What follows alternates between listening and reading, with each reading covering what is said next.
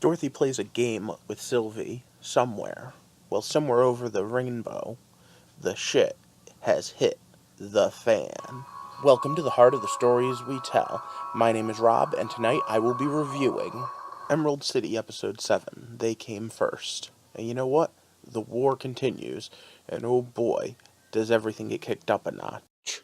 Now, the big trick here is the theme. The theme of who do you trust and how far do you trust them.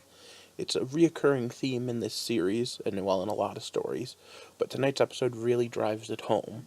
Can Dorothy trust herself? Can Dorothy trust the Scarecrow? Can the child trust Dorothy and the Scarecrow? Can the witches trust each other? Can, um, can just about anyone trust anyone? And you know what? No one can trust the wizard. Not the wonderful Wizard of Oz. Because of all the horrible things he's done. Okay, I'm sorry, I've been holding that song in for way too long now. But before we get into all the specifics, I want to just touch on one more thing. The idea of Oz, the idea of somewhere over the rainbow, has always been a fantasy for quite a few people. The idea that there is some perfect fantasy land out there. It's like Narnia or any of the others.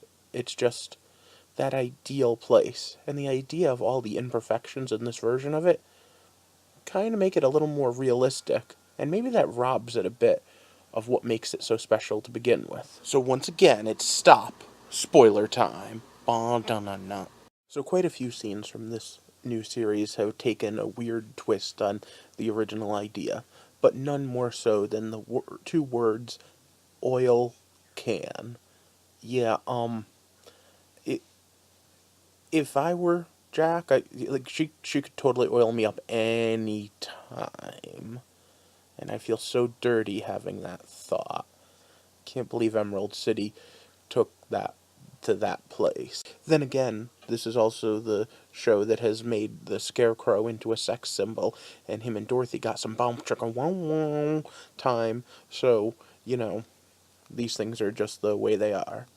The realization that the Witch of the West has used poppy seeds, which is basically heroin, to make other witches not feel pain so that she could send them to their deaths.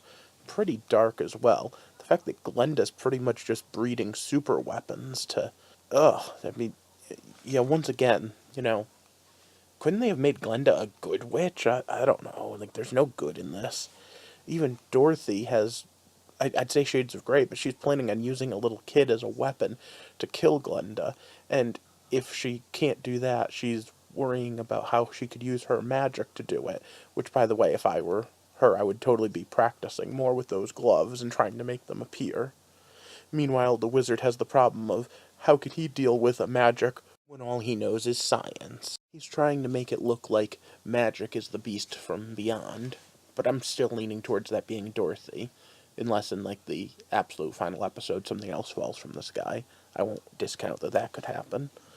But the true thing is that it could even be the wizard himself. He fell from the sky too, remember, way back when, and is made of flesh and blood. But it's an interesting conundrum. Who do you trust? And I want to ask you that question. This time I'm not going to ask you to leave it in the comments. Just think about it for a second. Because stories are supposed to touch us in a way, and make us interact with them in a way that makes us feel something, come up with some inner truth. So what's your inner truth? Do you trust your friends? Do you trust your lover? Do you trust your significant other? Do you know that your best friend isn't going to sleep with your significant other? Because, I mean, that happens.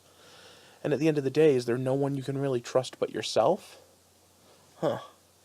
Maybe my question for down in the comments is, am I overthinking the realm of where this episode is going and what's going on somewhere over the rainbow? But okay, as we've walked through the heart of Emerald City, the theme of trust may come up a lot, but there's another thing that keeps coming up, and that's that whole magic versus science thing. What do you think about that? Do you think that they're doing it better than the Marvel Cinematic Universe? I think they are. Do you think they're doing it better than other shows that do it? The only other one I can think of is Stargate, and that one got it really wrong because they were like, oh, he's a false god. No, no, no, he's an evil god, not a false god. He creates life. That's pretty much God. In this, We now are building once again towards that final confrontation, though. With it only having 10 episodes, I'm curious to see where we're going from here. Because let's be honest, we're now past the halfway mark and into episode 7. So, with 3 episodes left, where does this leave us? Are they going to all work together? Are they all going to have some common supernatural enemy in the Beast from Beyond? Or are one of them the Beast from Beyond? Could it even be the wizard himself? There's a lot to think about and a lot going on in tonight's episode.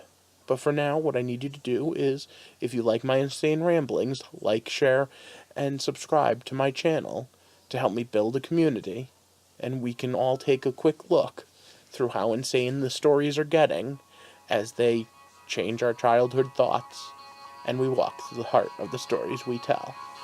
Thanks for watching.